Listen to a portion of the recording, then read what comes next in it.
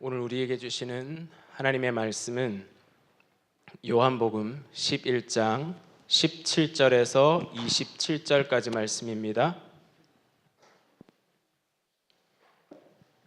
우리 한 절씩 교독하도록 하겠습니다.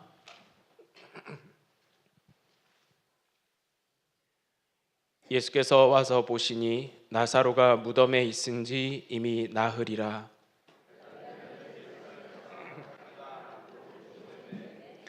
많은 유대인이 마르다와 마리아에게 그 오라비의 일로 위문하러 왔더니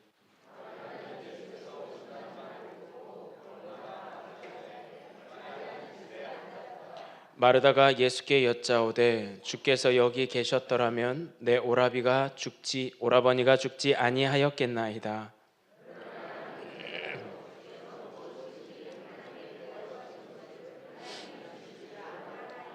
예수께서 이르시되 네 오라비가 다시 살아나리라.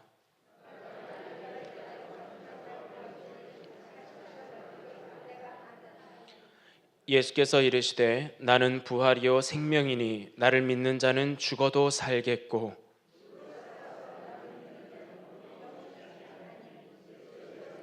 함께 읽겠습니다. 이르되 주여 그러하외다. 주는 그리스도시요 세상에 오시는 하나님의 아들이신 줄 내가 믿나이다. 아멘.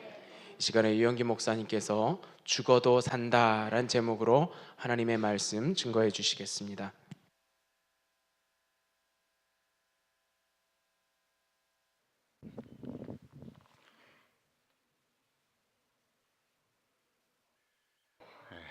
사람들은 누구나 다 건강하고 행복하게 살기를 원합니다.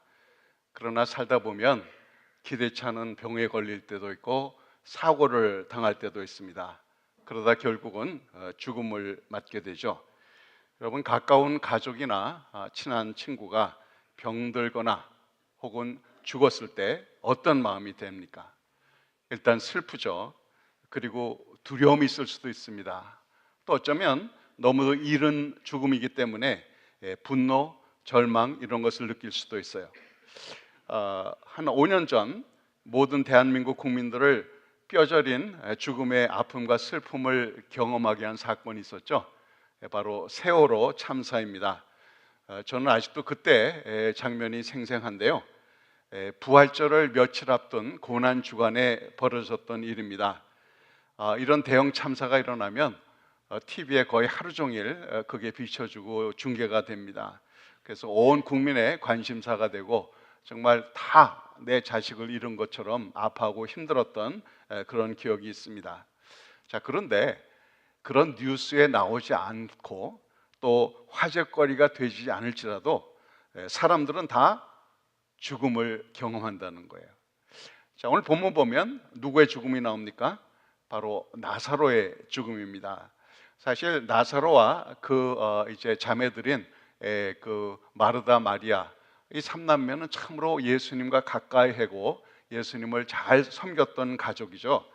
그런데 믿음이 아무리 좋아도 또 예수님과 가까운 사이라고 할지라도 죽음을 피할 수는 없었습니다. 더군다나 나사로는 나이가 많은 것도 아니었어요. 그때 아직 청년입니다. 근데 갑자기 병들었고 병들자 얼마 지나지 않아서 죽어버렸습니다. 자, 그런데 참 이상한 것은 예수님께서 나사로가 병들었다는 소식을 미리 알고는 있었어요. 그런데 말씀을 하기를 이건 죽을 병이 아니다, 하나님의 영광을 위함이다 라고 말씀을 하셨어요. 그랬는데 결국 나사로는 죽었습니다. 그리고 그 소식을, 병들었다는 소식을 듣자 예수님이 베다니로 가지를 않고 며칠을 그냥 머무르셨어요. 그리고 며칠 후 예수님이 베다니에 오셨을 때는 나사로는 죽어서 이미 무덤에 묻힌 지가 나흘이나 됐습니다. 자, 이때 예수님을 마중 나온 마르다가 이렇게 얘기했죠. 주님이 함께 하셨다면, 옆에 있었다면 내 오라버니가 죽지 않았을 겁니다. 그랬습니다. 과연 그런가? 믿음이 좋다고 불행이 면제되느냐? 자, 여러분, 그 세월호 얘기 좀 했습니다만 그 세월호에 탔던 수많은 그 사람들, 특히 많은 우리 고등학생들, 그 가운데 잘 믿는 사람이 없었나요? 제가 나중에 안산 지역을 방문할 기회가 있었는데요. 그래서 세월호 때 그 자식들 잃은 분들과 만난 적이 있습니다. 근데 그분들 가운데 많은 분들이 교회 열심히 나가는 믿음 좋은 사람들이에요. 청년들뿐만 아니라 어른들 가운데서도 아주 믿음이 좋은 사람들이 분명히 있습니다.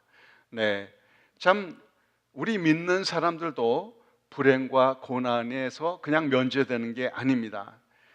왜냐? 이 세상에는 죄가 가득하고 타락하고 부조리, 부정의가 가득합니다. 그래서 많은 사고가 생기고 인재들이 생깁니다. 그럴 때 그만 그 자리에 함께 있으면 이 아픔을 사고나 혹은 죽음을 당하게 되는 거죠. 꽤 몇 년 전에 성지순례 목사님들 일행이 갔는데요. 타고 갔던 차가 이제 사고가 나면서 몇 분이 돌아가시고 또 많이들 다친 그런 적이 있습니다. 아무리 믿음이 좋아도 이 사고나 병을 그냥 안 당할 수는 없다는 얘기죠.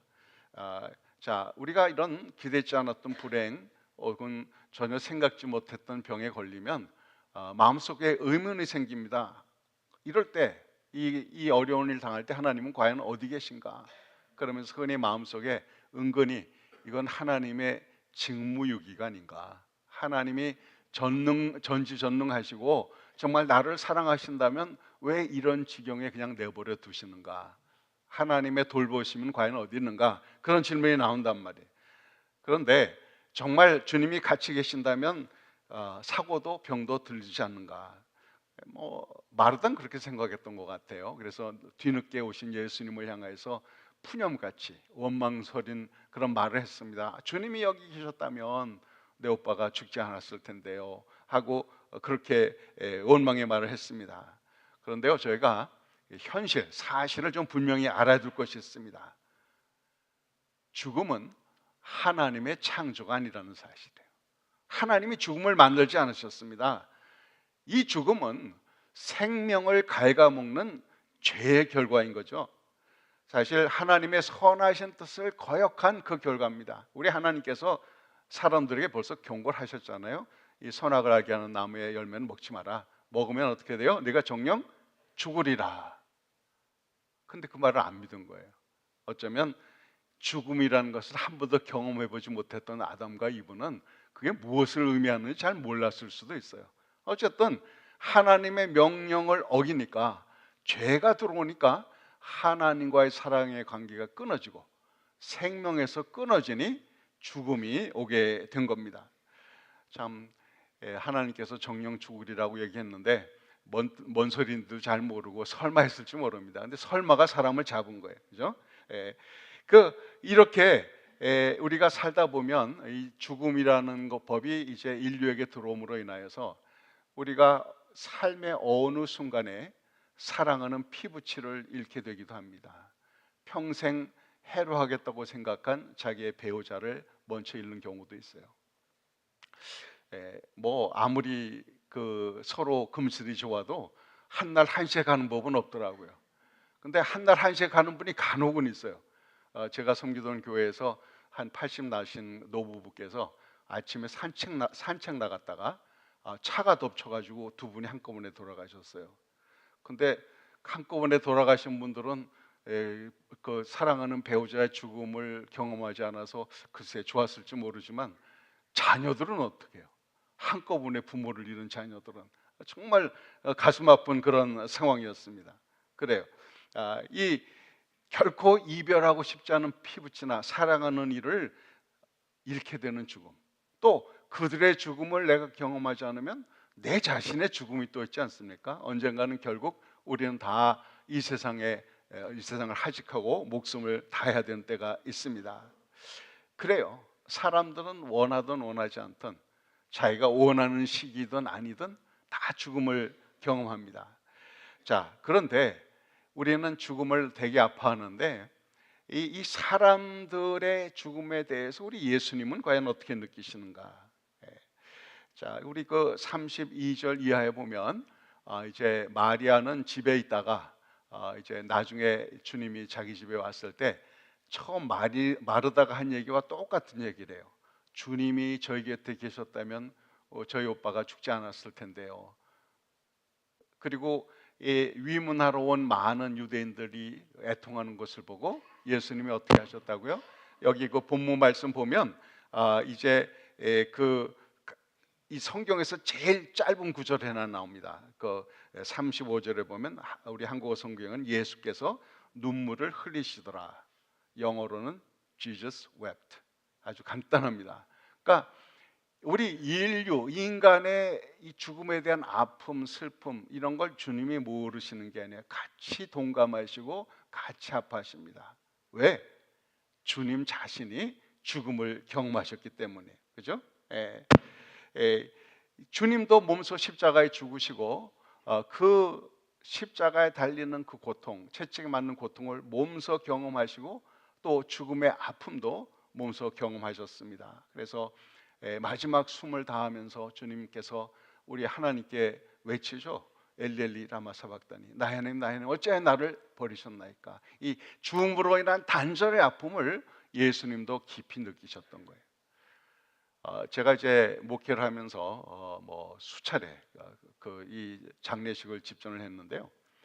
제가 장례식을 집례한 가운데 제일 어렸던 사람은 2살 반짜리 애기입니다. 타주에 사시는 분들인데요.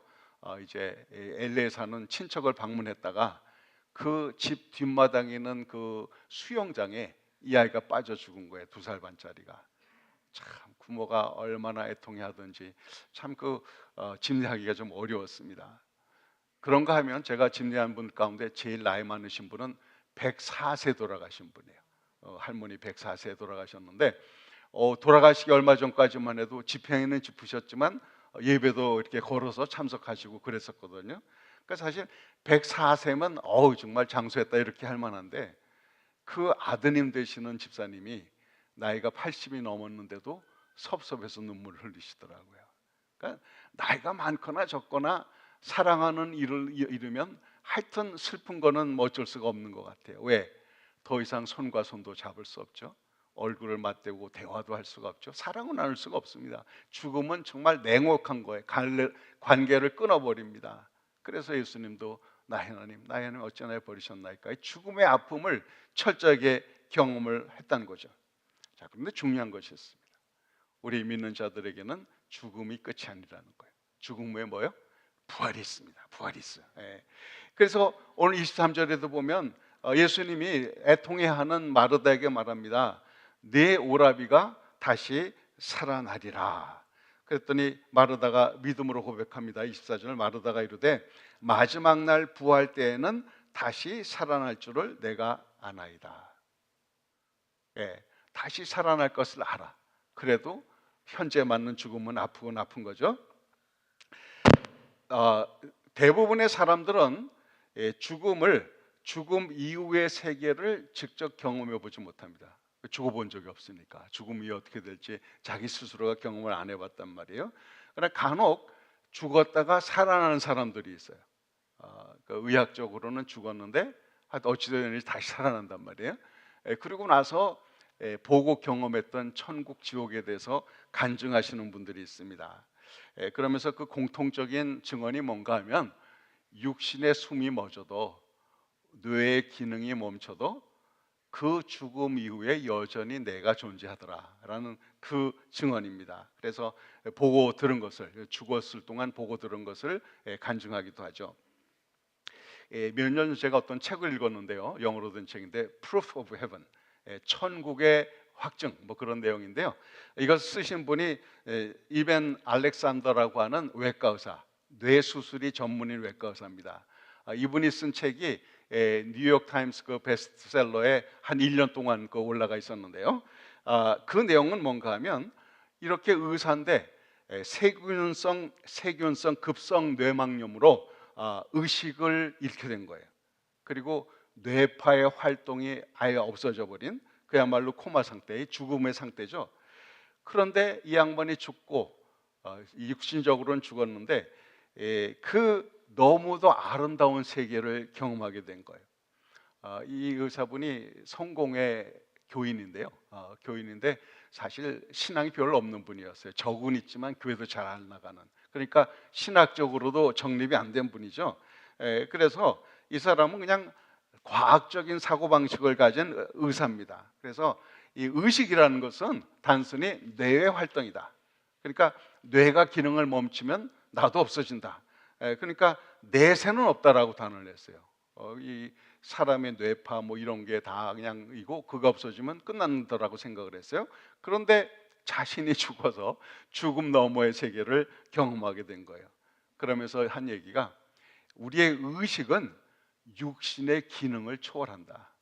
육신이 기능을 하든 안 하든 여전히 나라는 존재가 있더라. 그 얘기를 한 거예요. 그러니까 영의 세계, 천국을 드디어 믿게 된 거죠. 또 다른 하나의 예가 있습니다. 존 프라이스라고 하는 성공의 신분 목사님인데요. 양반이 목사님이긴 한데도 사실 이 부활에 대해서 그렇게 잘 실감나게 믿지는 못했던 것 같아요. 그러다가 어떤 분의 간증을 듣고는 확실해졌다는 거예요. 뭐냐? 이 젊은 엄마가 7달, 7개월 된 딸을 데리고 와서 이제 세례를 받았습니다. 그리고 이제 한 3년 동안을 그 엄마를 못 봤는데요. 3년 뒤에 그 아이를 데리고 와서 딸을 데리고 와서 한 간증이 있어요. 자, 이 애가 7개월 됐을 때 유아 세례를 받고 이제 집에 돌아가서 얼마 안 돼 가지고 아기가 이 우유를 먹다가 막 토하고 그다음에 눈이 뒤집혀지고 막 그런 거예요. 그래서 놀래 가지고 이머전시로 갔죠. 갔더니 급성 폐렴인데 이게 막 거의 이제 죽게 된 겁니다. 그래서 이제 의사들은 죽는다라고 이제 했는데 놀랍게 기적적으로 회복이 된 거예요. 그리고 이제 한 3년 시간이 지난 것 아닙니까? 어느 날 엄마가 이 3살 난 이제 그 딸을 데리고 운전을 해서 가다가 마침 이 아이가 이머전시로 들어갔던 그 병원 앞을 지나가게 된 거예요. 그랬더니 이 아이가 이렇게 얘기하는 거야. Look, mom, that's where Jesus brought me back to you. 그러는 거예요. 엄마 저기 봐, 저 병원. 저기에 예수님이 나를 다시 엄마한테로 데리고 왔어. 이게 이 얘기를 듣고 엄마가 너무 놀래가지고 운전대를 놓치고 거의 사고가 날 뻔했다는 거예요. 왜?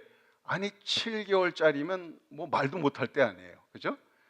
그리고 그 엄마가 애가 이제 조금씩 말하기 시작할 때 뭐 내가 죽을 뻔했다 그런 소리 한 번도 한 적이 없거든요. 그런데 그 들어갔던 병원 앞을 지나갈 때 바로 저기서 예수님이 나를 다시 엄마에게로 데려왔어. 이런 얘기를 하니까 자, 이걸 통해서 이제 프라이스 이 신부님이 성공회 목사님이 이제 그 완전히 믿게 됐다는 그런 얘기예요. 사실 세상에 간혹 이렇게 뭐 거의 죽었다 살아난 경우는 있습니다. 그러나 완전히 죽었다가 다시 살아난 분 중에 가장 유명한 분은 바로 예수 그리스도시죠. 사실 십자가에 죽은 후에 죽음을 확인하고 무덤에 누웠습니다. 무덤에 장사된 지 사흘 만에 바로 오늘 부활절 주일 아침에 예수님이 다시 부활하셨어요.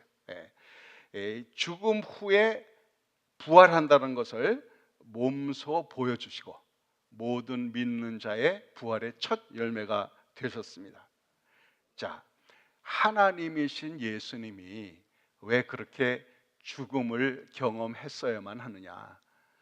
여기 히브리서 2장 14절 15절에 이런 말씀 나옵니다.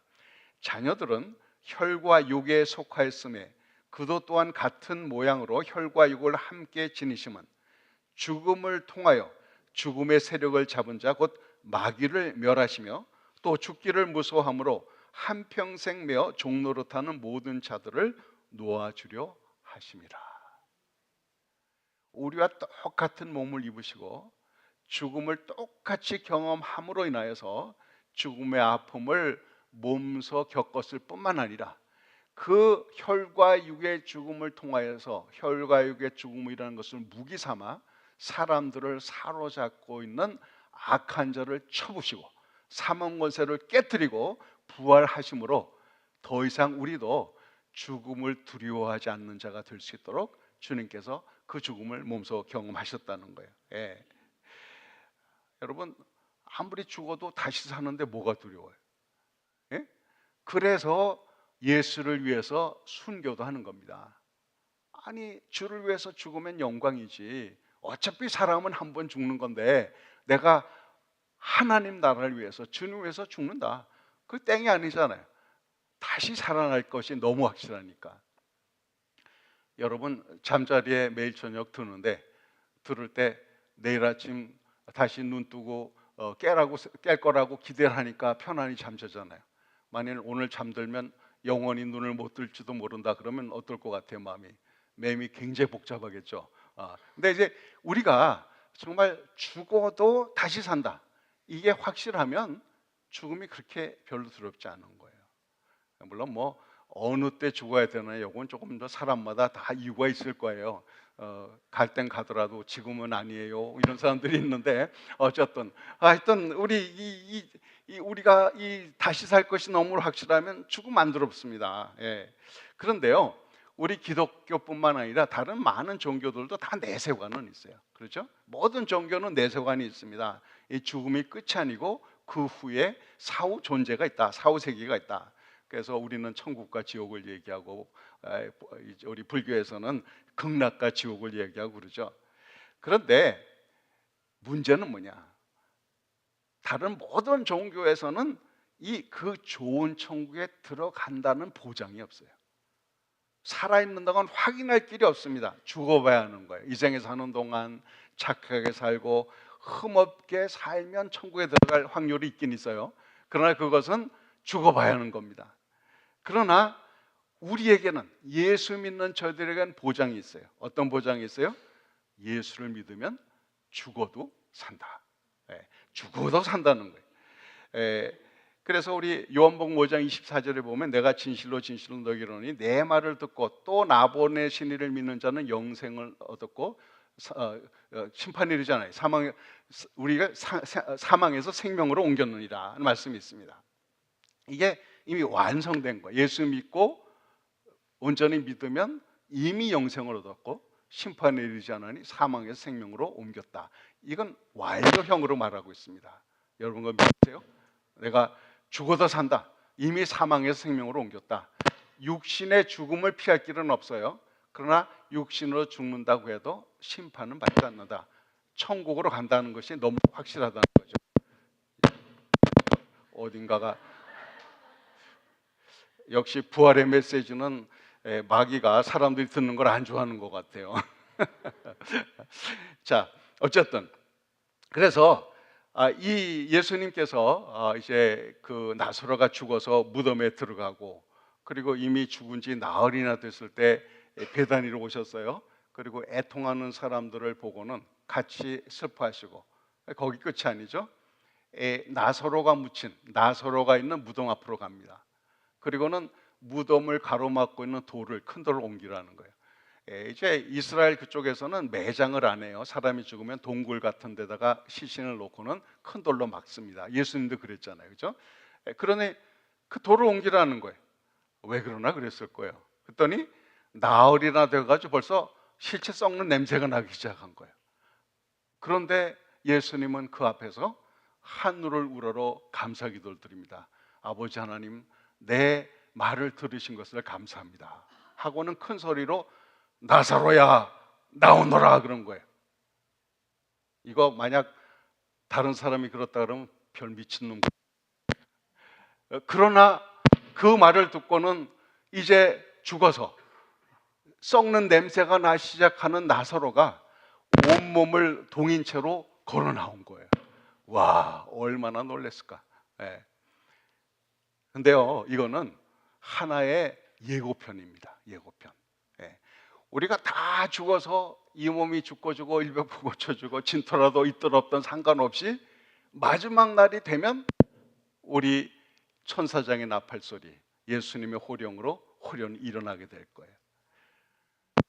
어떤 분들은 그 화장하면은 다 타버리는데 부활 못하는 거 아니냐고 이게 걱정하시는 분들이 있는데, 안 그렇습니다. 매장했던 화장했던 상관없어요.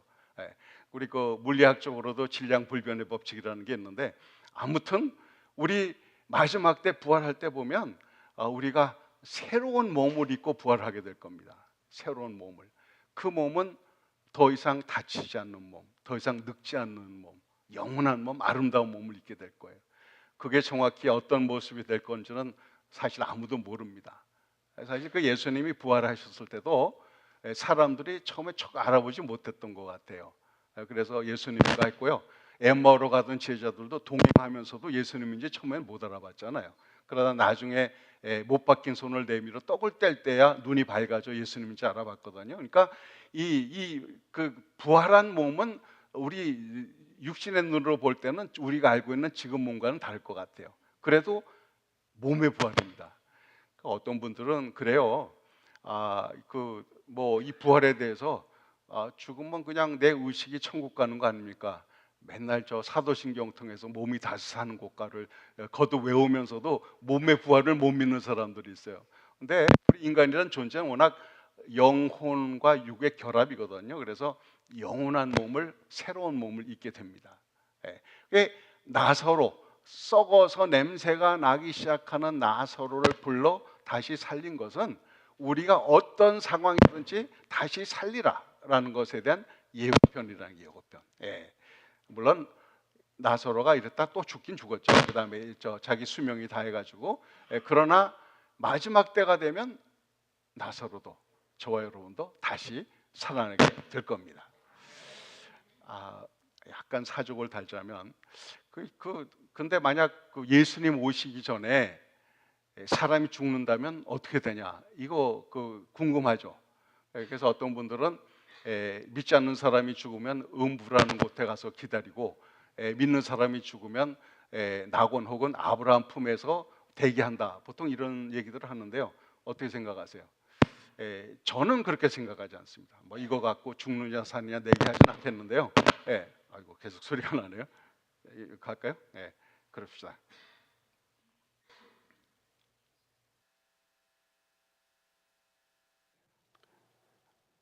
들리죠? 네.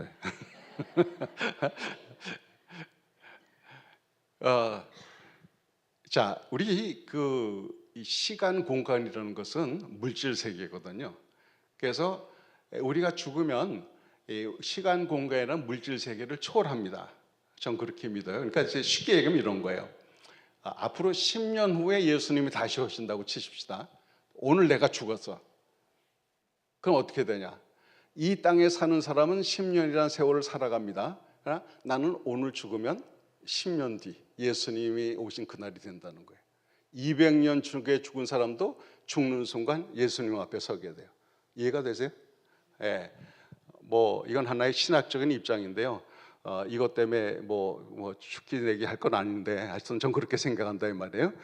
아무튼 중요한 것은 우리는 다 죽고, 그러나 부활의 보장이 믿는 자들에게는 있다는 거예요. 그래서 예수님도 완전히 십자가에 돌아가셨잖아요. 사실 십자가의 죽음이라는 것은 아주 시간이 오래 걸리는 고통스러운 죽음의 과정입니다. 십자가에 매달려서 물기 다 빠지고 기력이 다 하고 그제서야 죽는, 며칠이 걸릴 수 있는 죽음이에요. 그런데 이제 예수님과 함께 두 강도를 십자가에 이제 못 박지 않았습니까? 근데 그때가 바로 안식일날 전날이에요. 그래서 유대인들이 이 안식일날 시체를 나무에 매달아 두는 게 좋지 않아서 이제 이 사람들을 죽여라. 어떻게 하냐? 우리 그 성경에 보면 이제 다리를 꺾는다고 되어 있는데요. 그게 뭔가 하면 이제 매달려 있잖아요. 숨을 쉬려고 그러면 이게 무게 때문에 숨이 안 쉬어집니다. 그러니까 발에다 힘을 주고 들어야 이제 숨이 쉬어지는 거예요. 그래가지고 뭐 하는가, 죽이려고 그러면 어떻게 하는가 하면 무릎을 커다란 해머로 깨요. 그러면 이제 이게 다리가 부서지잖아요. 꺾이면 툭 쳐지고 이제 몸무게가 다 매달립니다. 그럼 숨을 쉴 수가 없어요. 그게 죽는 거거든요. 그래서 옆에 있던 강도들은 아직 숨이 남아 있어서 다리를 꺾어서 이렇게 죽입니다. 근데 예수님은 가보니까 벌써 돌아가셨거든요.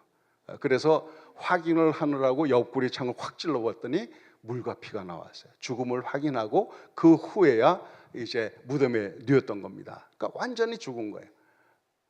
그리고 나서 3일 만에 예수님이 부활하셨죠.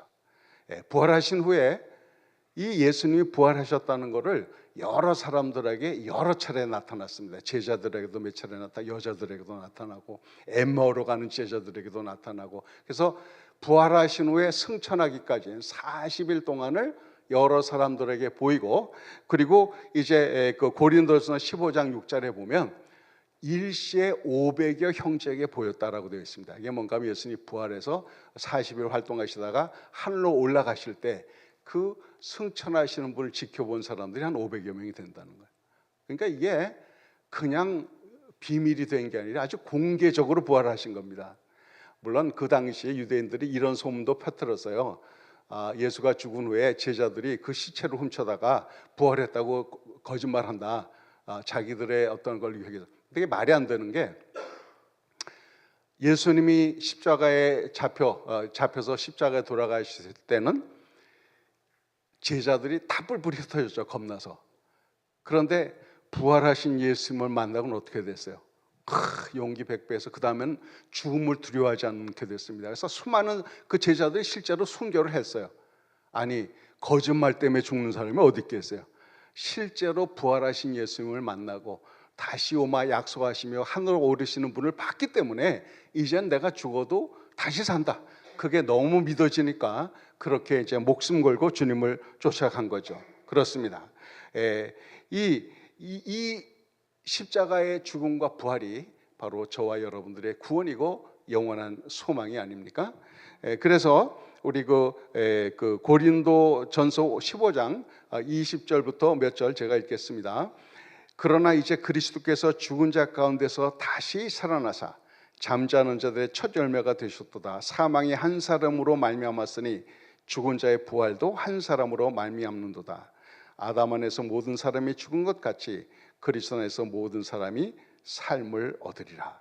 그러나 각각 자기 차례대로 되리니 먼저는 첫 열매인 그리스도요, 다음에는 그가 강림하실 때에 그리스도에게 속한 자요, 그 후에는 마지막이니 그가 모든 통치와 모든 권세와 능력을 멸하시고 나라를 아버지 하나님께 바칠 때라.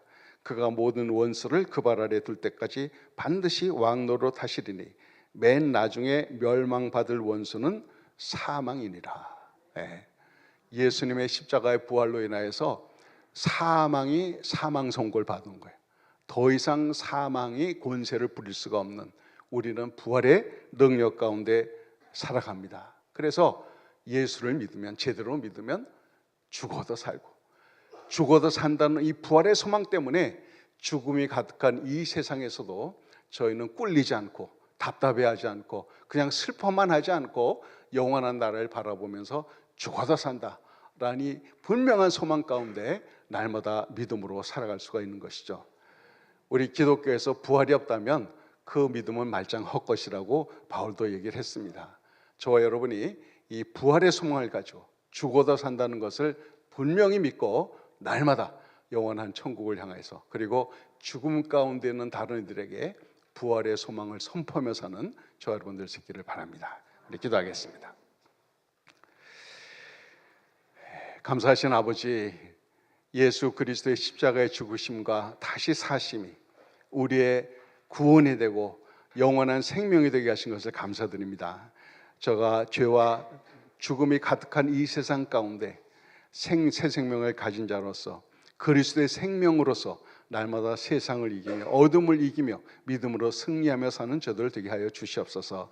죽어도 다시 사는 이 놀라운 비밀을 저에게 알게 하신 것을 감사드립니다. 날마다 이러한 믿음으로 감사함으로 주님과 동행하는 저들 되게 하여 주시옵소서. 감사하며 예수님 이름으로 기도합니다. 아멘.